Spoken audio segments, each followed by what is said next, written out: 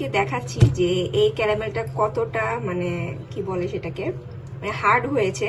আপনারা সাউন্ডটা শুনলে বুঝতে পারবেন।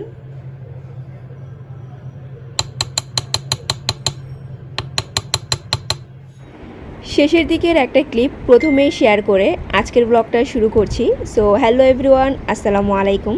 আমি Eva and welcome to Eva's Lifestyle. আশা করছি সবাই ভালো এবং সুস্থ আছেন। আলহামদুলিল্লাহ আমরাও ভালো আছি। তো বরাবরের মতো আরও একটি নতুন ব্লগ আপনাদের সাথে শেয়ার করতে যাচ্ছি। আশা করছি আমার আজকের ব্লগটিও আপনাদের কাছে ভালো লাগবে।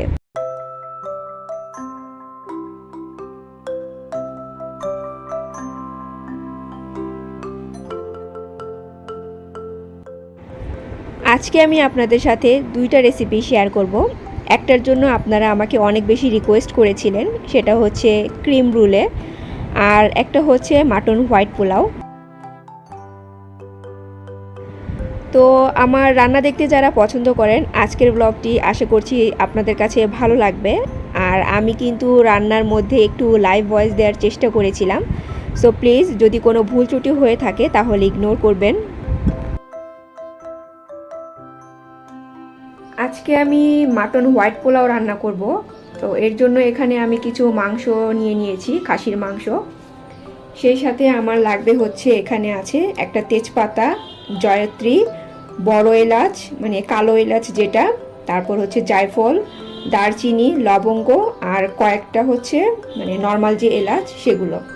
এই মশলাগুলো এখন আমি খাসির মাংসের মধ্যে দিয়ে দিলাম। 1 টেবিল চামচের একটু বেশি আদা রসুন বাটা, 1 টেবিল চামচের একটু বেশি টক দই, 4টার মতো কাঁচামরিচ, লবণ, অল্প একটু পেঁয়াজ কুচি। মাটনের সাথে সব কিছু আমি এখন ভালো মতো মিক্স করে মানে আধা ঘন্টার জন্য ম্যারিনেট করে রাখবো। তো আধা ঘন্টা ম্যারিনেট না করে চাইলে এভাবেও কিন্তু সরাসরি চুলাতে দিয়ে দেওয়া যায়। তো আমার কাছে মনে হলো যে যেহেতু খাসির মাংস একটু বেশিক্ষণ ম্যারিনেট করে তারপরে রান্না করলে হয়তো বা ভালো হবে।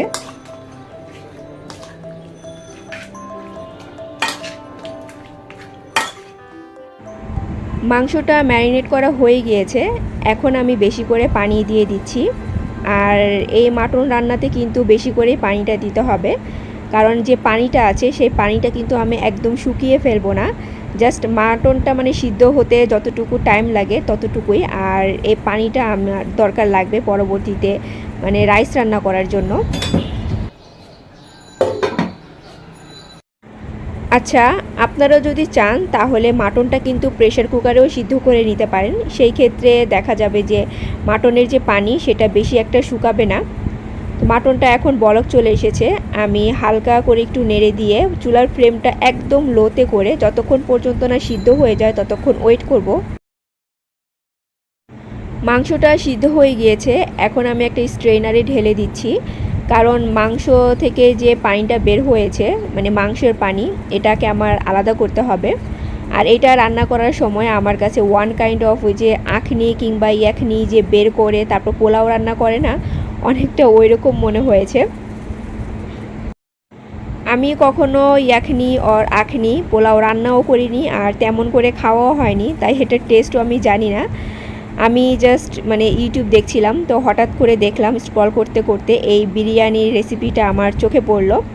তো ওইটা ক্লিক করার পর এরকম মাটন হোয়াইট পোলাওয়ের আমি অনেকগুলো রেসিপি দেখলাম, দেখি যে সবগুলি প্রায় সিমিলার। তো আমার কাছে মনে হলো অনেক দিন ধরে আমি এরকম মানে একটু ডিফারেন্ট টাইপের কোনো পোলাও কিংবা বিরিয়ানি রান্না করি না, কেননা একটু ট্রাই করা যাক। আর আমার মাটনটাও ঘরেই ছিল, সেই সাথে রান্নাটাও আমার কাছে একদম ইজি মনে হয়েছে, তেমন স্পেশাল কোনো মশলারও দরকার নেই। তো যাই হোক, আমি এখানে প্রথমে দিয়েছি হচ্ছে ঘি না তেল, তারপর দিয়েছি ঘি। এগুলো আপনারা আপনাদের পছন্দ অনুযায়ী দিয়ে দিবেন, আর কি পরিমাণ রান্না করছেন সে অনুযায়ী দিতে হবে। তারপরে দিয়ে দিলাম বেশ কিছু পেঁয়াজ কুচি। পেঁয়াজটাকে আমি একদম লাল করে ভাজবো না, নর্মালি বিরিয়ানি কিংবা তেহারি রান্না করার সময় কিন্তু একটু বেরেস্তা টাইপ করে ভাজতে হয়। তো এখানে জাস্ট হালকা করে ভাজবো, যেহেতু হোয়াইট পোলাও, সো এটার জন্য পেঁয়াজটাকে হালকা একটু জাস্ট সফট করতে হবে। সেই সাথে আমি দিয়েছি হচ্ছে দারচিনি, এলাচ আর স্টার অ্যানিস। এখন দিয়ে দিলাম হচ্ছে শাহি জিরা আর নর্মাল জিরা। তবে আমি যতগুলো রেসিপি দেখেছি কোথাও কিন্তু কোনো শাহি জিরা মানে দেয়নি, এটা আমি আমার নিজে থেকে দিলাম। তো মশলাটা একটু ভেজে এখন দিয়ে দিয়েছি আদা রসুন বাটা। তবে আপনারা একটু মশলার পরিমাণটা বেশি করে দিবেন, আর স্টার অ্যানিস বেশি করে দেওয়ার দরকার নেই, কারণ এটা অনেক স্ট্রং, সো এটা একটা দিলে চলবে। আমি প্রথমে ভেবেছিলাম যে কম করে রান্না করব, এর জন্য মশলার পরিমাণও কম দিয়েছিলাম, কিন্তু পরবর্তীতে আমি আবার একটু চাল বাড়িয়ে দেওয়ার কারণে মশলার পরিমাণটা আমার কাছে মনে হয়েছে কম হয়ে গিয়েছিল। তো যাই হোক, আমি আদা রসুন বাটা দেওয়ার পর সামান্য ধনিয়া গুঁড়া, তারপর লবণ আর বেশ কিছু কাঁচামরিচ কুচি দিয়ে ভালো মতো কষিয়ে নিয়েছিলাম মশলাটাকে। তারপর দিয়ে দিয়েছি হচ্ছে আগে যে মাটনগুলো আমি সিদ্ধ করে রেখেছিলাম সেই সাথে টক দই আর গোলমরিচ গুঁড়া। এখন মশলার সাথে মাটনটাকে বেশ ভালো মতো কষিয়ে নিব। যেহেতু এখানে আমি মাটন ইউজ করেছি, সো ভালো মতো কষাতে হবে, নয়তো মাটনের যে একটা স্মেল সেটা কিন্তু থেকে যাবে। আর প্রথমে আমি জাস্ট সিদ্ধ করেছিলাম, কোনো কষানো কিন্তু হয়নি।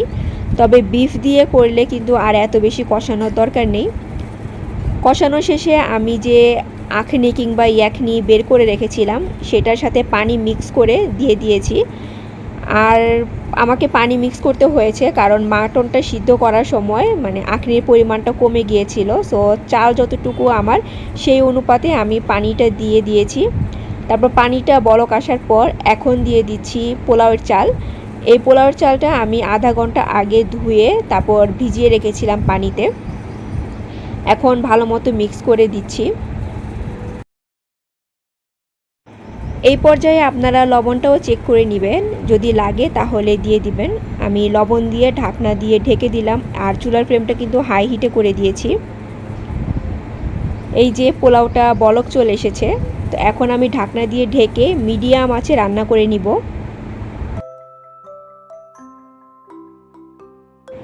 80% কিন্তু পোলাওটা রান্না হয়ে গিয়েছে। এখন আমি উল্টিয়ে পাল্টিয়ে দিয়ে তারপর হচ্ছে এখানে দিয়ে দিব এটার জন্য যে মেইন ইনগ্রিডিয়েন্টসের দরকার, সেটা হচ্ছে ক্রিম। মাস্ট এই পোলাওতে ক্রিমটা দিতেই হবে। আমি এখানে যে ডানো ক্রিম আছে সেটা ইউজ করছি। তো ক্রিম দিয়ে তারপর হচ্ছে আবারও ভালো মতো মিক্স করে নিব।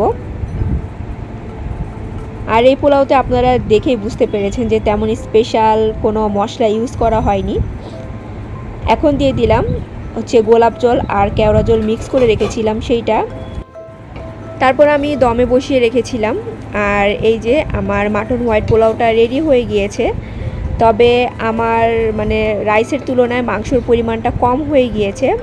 আপনারা মানে যেভাবে বিরিয়ানি কিংবা তিহারি রান্না করলে মাংসর পরিমাণটা বেশি দিয়ে করতে হয়, ওই রকম করেই রান্না করবেন, তাহলে খেতে আরও বেশি মজার হবে। রান্নাটাও ইজি, আর পোলাওয়ের টেস্টটাও কিন্তু একদম কি বলবো, যেটাকে অনেক ফ্লেভারফুল না, কিন্তু খেতে মজা। আমি উপরে একটু কালারফুল কাঁচামরিচ দিয়ে ডেকোরেশন করে নিলাম যেন দেখতে সুন্দর লাগে। কুরবানির ঈদ তো সামনে চলেই এসেছে, সো আপনারা বাসায় ট্রাই করে দেখতে পারেন।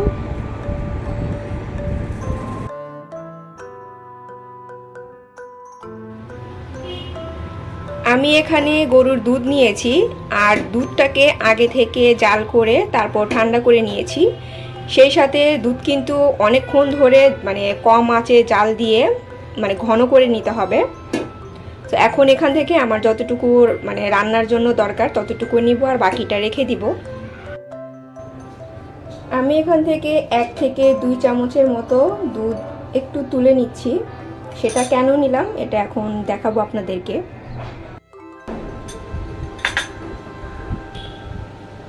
আমি যে 2 চামচ দুধ উঠিয়ে রেখেছিলাম সেটার মধ্যে এখন দিয়ে দিচ্ছি হেভি ফ্রেশ যে ক্রিম আছে সেইটা। আমি এখানে ডানো ক্রিম ইউজ করছি, তো আপনারা যে কোনো ফ্রেশ ক্রিমই এখানে ইউজ করতে পারেন।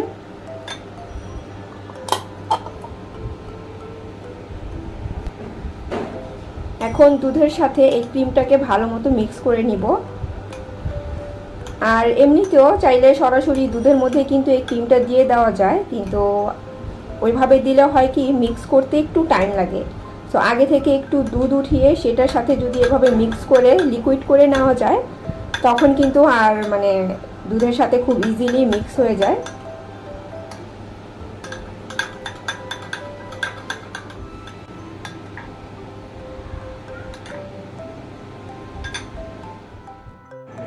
এখন দুধের সাথে ক্রিমটা মিক্স করে দিয়ে আমি হালকা একটু জাস্ট গরম করে নিব। কোনো বলক কিংবা চারপাশে যে বাবল হয় এরকম হওয়ার দরকার নেই, হালকা একটু কুসুম গরম যেটাকে বলে সেটা করে নিলেই হবে।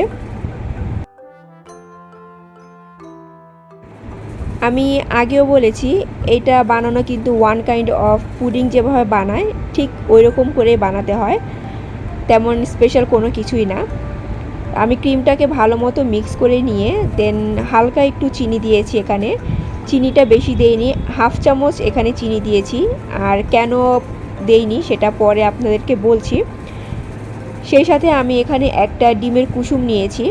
আমি আজকে 2 কাপ ক্রিম রুলে বানাবো, আর সেটার জন্য আমার একটা ডিমের কুসুম হলেই হবে।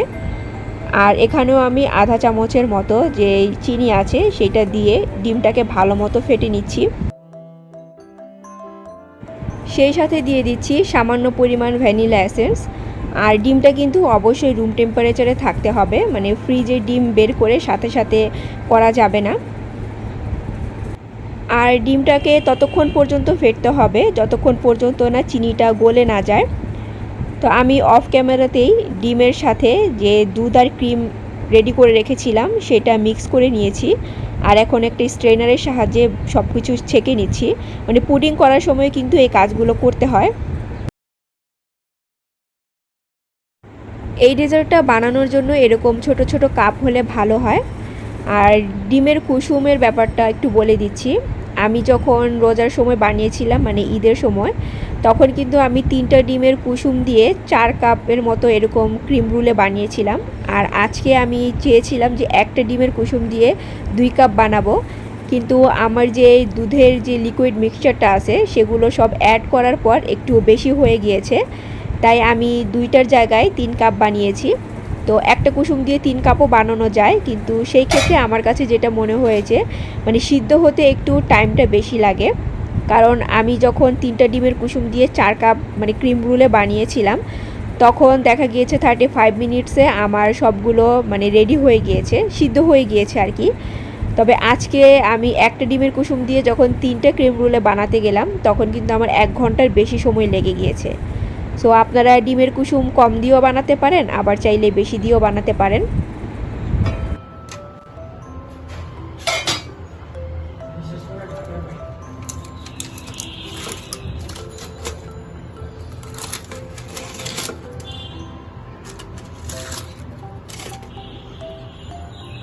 এই যে পারফেক্টলি কিন্তু বয়েলড হয়ে গিয়েছে। তো এখন আমি চলে এসেছি আরেকটা পার্টে। আমার এই ক্রিম রুলের জন্য যেটা লাগবে সেটা হচ্ছে ক্যারামেলের ক্রাস্ট, সেটাই রেডি করে নিচ্ছি। আর এর জন্যই আমি আপনাদেরকে প্রথমে বলেছিলাম যে যখন মিক্সচারটা রেডি করবেন কিংবা ডিমটা ফেটবেন তখন চিনির পরিমাণ কোনোভাবেই বেশি দেওয়া যাবে না, কারণ সেখানে যদি চিনির পরিমাণটা বেশি হয় আর এখানে যে ক্রাস্ট রেডি করছি এটাও যদি মানে এটাও তো সুগার, সো 2টা মিলিয়ে কিন্তু তখন খেতে একদম তিতা লাগে। এর জন্য আপনারা ক্রিম যখন রেডি করবেন তখন চিনির পরিমাণটা খুবই সামান্য দিবেন। আর হ্যাঁ, সবাই তো কম বেশি ক্যারামেলটা রেডি করতে পারেন, সো খেয়াল রাখবেন যেন কোনোভাবেই ক্যারামেলটা বেশি ডার্ক না হয়ে যায়। ডার্ক হয়ে গেলে কিন্তু তখন আবার খেতে তিতা হয়ে যাবে। সেই সাথে আরেকটা আপনাদের মানে টিপস দিয়ে দিচ্ছি, সেটা হচ্ছে আপনারা ক্রিমটা বানিয়ে ফ্রিজে রাখতে পারেন। আর এই যে ক্রাস্টটা এখন আমি দিচ্ছি এটা কিন্তু সার্ভ করার আগে কিংবা আপনারা যদি নিজেরা খান তাহলে খাওয়ার ঠিক আগ মুহূর্তে এই ক্রাস্টটা বানিয়ে উপরে দিতে হবে। কোনোভাবেই মানে আগে থেকে দিয়ে তারপর ফ্রিজে রাখা যাবে না। সেটা যদি করেন তাহলে মানে আমার মতো মানে ভুল হয়ে যাবে, কারণ আমি যেটা করেছিলাম এরকম ক্রাস্ট একদম রেডি করে ফ্রিজে রেখেছিলাম। পরে দেখা গিয়েছে যে মানে আমার এই সুগার ক্রাস্টটা একদম মানে চিনির পানি হয়ে গিয়েছে, মানে লিকুইড হয়ে গিয়েছে একদম। সো আমি ভুল থেকে শিখেছি, তাই আপনাদেরকে বলে দিলাম কোনোভাবে এই ক্রাস্ট দিয়ে ফ্রিজে রাখবেন না। ক্রিমটা বানিয়ে ফ্রিজে রেখে দিবেন, জাস্ট খাওয়ার আগে এরকম ক্যারামেল ক্রাস্ট দিয়ে দিলেই হয়ে যায়। আমি আপনাদেরকে দেখাচ্ছি যে এই ক্যারামেলটা কতটা মানে কি বলে সেটাকে মানে হার্ড হয়েছে, আপনারা সাউন্ডটা শুনলে বুঝতে পারবেন।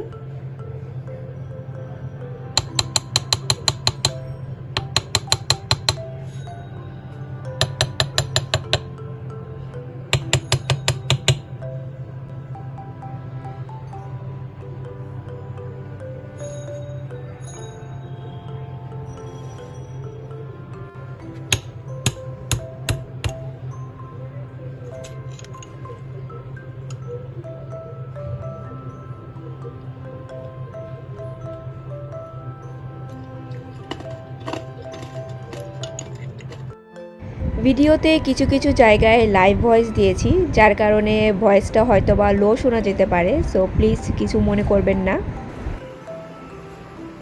ঘরের ভিতর ছাতা নিয়ে কি করো লিয়ানা? মাশাআল্লাহ লিয়ানা, তুমি কত লম্বা হয়ে গিয়েছো।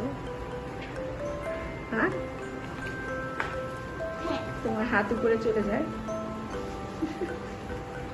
ছাতাটা অফ করো, ঘরের ভিতর তো বৃষ্টি পড়ছে না।